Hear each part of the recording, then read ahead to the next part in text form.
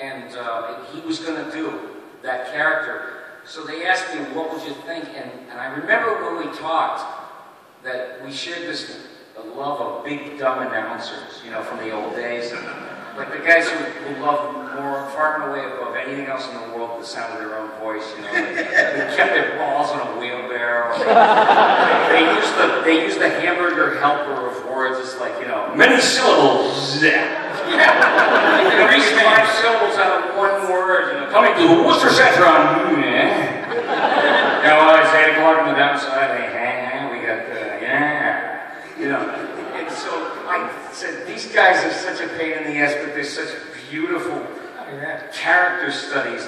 And we talked about how much we love those guys, and he was patterned. But I was thinking, I know what he would have done, and I kind of did it in that way, like, let them in. I've made it with a woman.